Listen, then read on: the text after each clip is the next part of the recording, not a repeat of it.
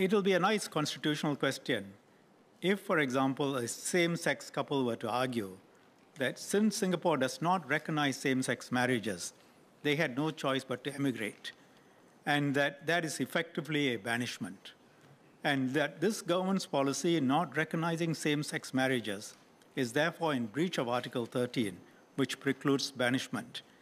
Now, so you can see that a careful person will want to think about the different possibilities of arguments and then make sure that the drafting covers the different possibilities.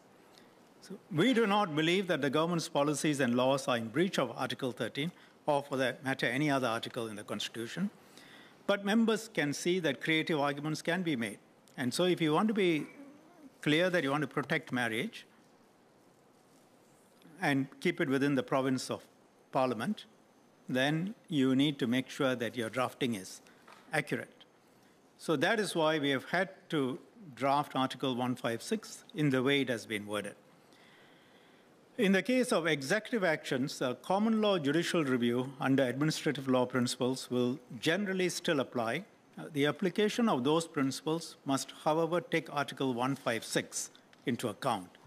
For example, with Article 156, acting to promote marriage would not be an unlawful purpose or an irrelevant consideration. But otherwise, admin law principles can and will still apply. Ms. Lim and Ms. Hating Roo say that judicial review under Part 4 should be fully available without restriction. Article 156 takes two specific issues out from the court's province and keeps them entirely within the province of the elected branches. One, the heterosexual definition of marriage, and two, the ability of Parliament and government to make laws and policies based on this definition. The government believes that this is necessary for the reasons I have explained. Parliament and the elected government should deal with these questions and try and strike the right balance on these complex and delicate social issues. Ms. Lim's and Ms. Hayes' position would mean that they accept that the courts can strike down the heterosexual definition of marriage, or to curtail the ability of Parliament and government to make laws and policies based on this definition, and for society to live with the consequences after that.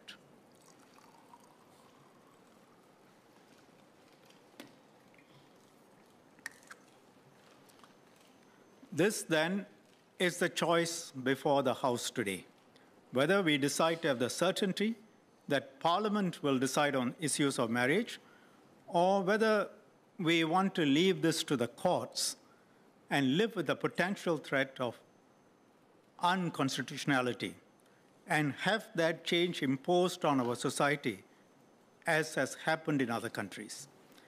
Let me now turn to the Workers' Party's position on 377A. Mr. Pritam Singh, as leader of the opposition, says that the Workers' Party does not take a position on the matter.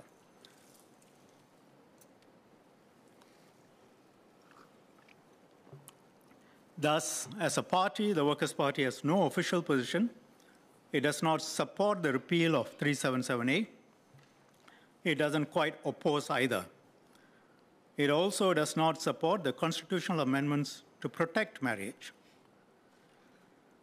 From their speeches, Mr. Singh, Ms. Lim, for example, support the repeal.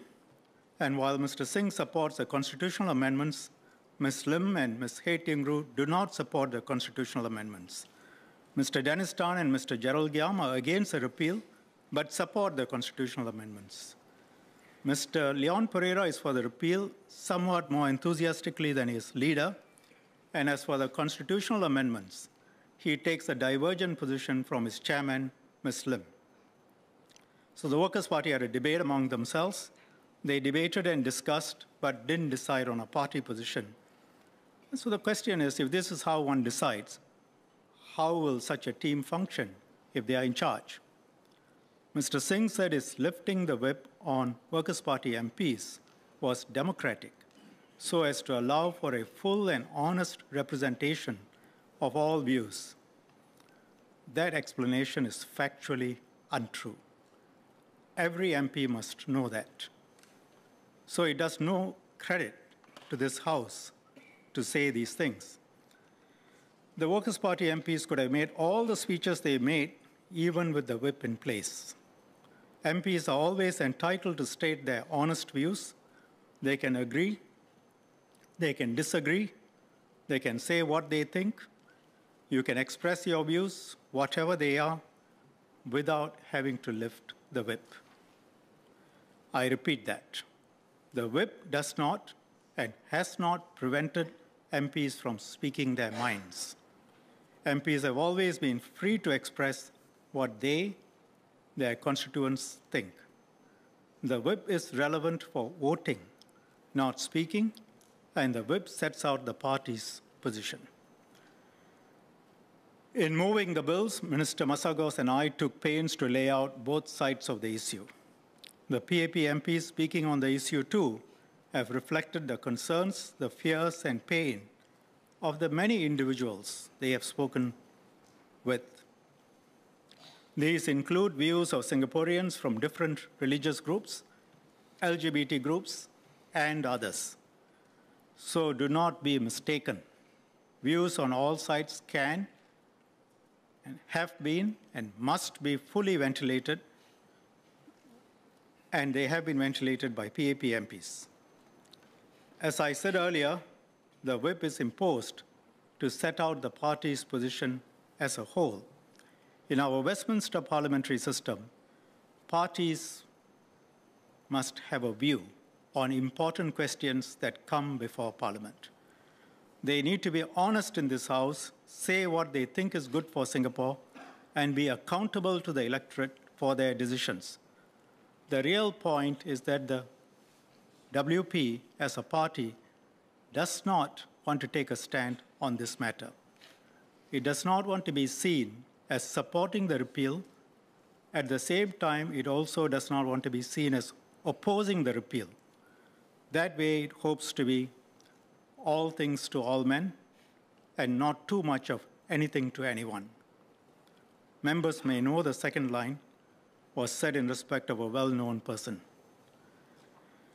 In my remarks yesterday, I reminded members there are two reasons for repealing Section 377A.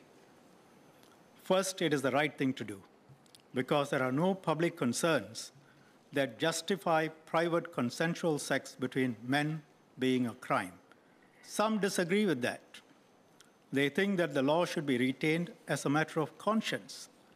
I mentioned yesterday that I accept that. We understand and respect these views.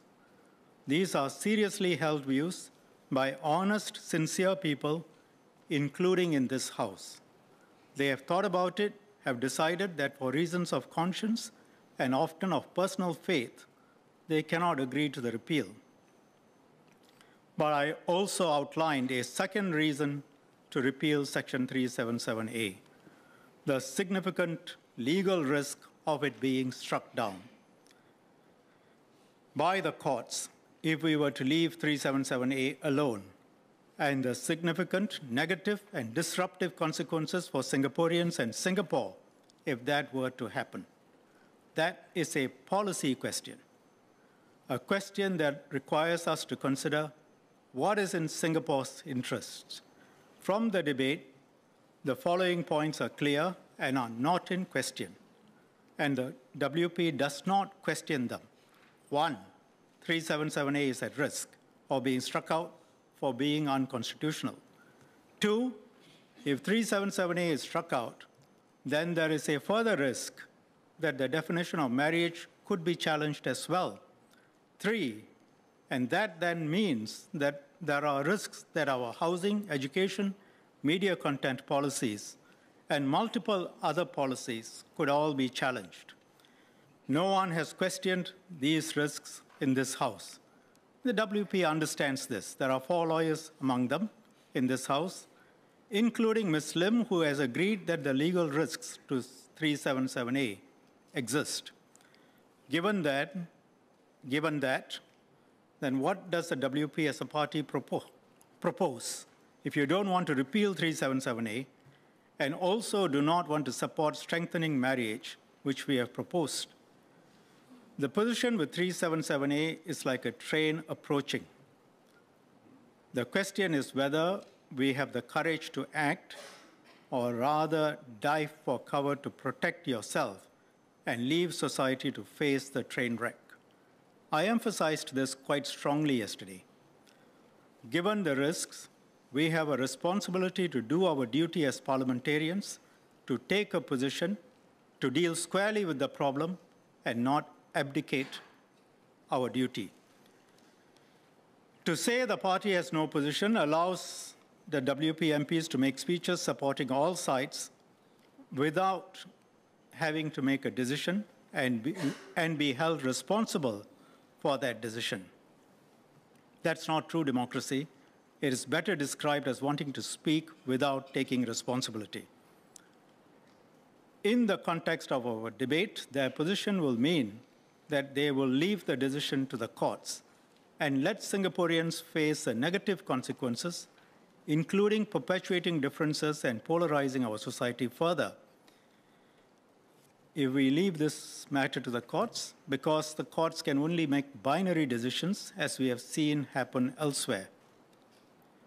And if the WP truly believes that these sensitive matters ought to be decided by the court, never mind the consequences, including further dividing us in endless rounds of litigation, then they should be honest and say so in this House. The only reason we can have a decision in Parliament is because the PAP has its whip in place.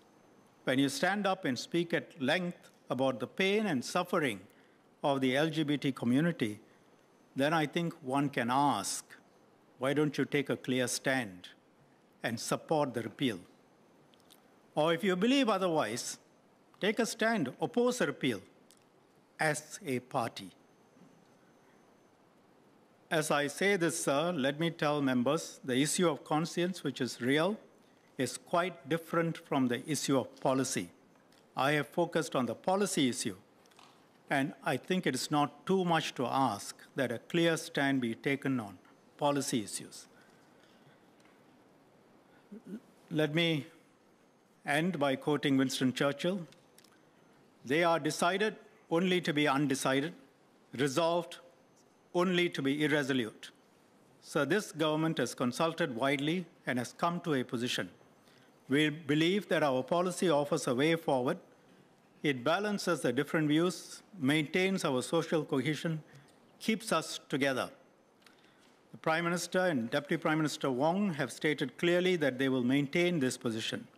On this difficult matter, we will do our duty and take responsibility for holding society together. Thank you, Madam Deputy Speaker.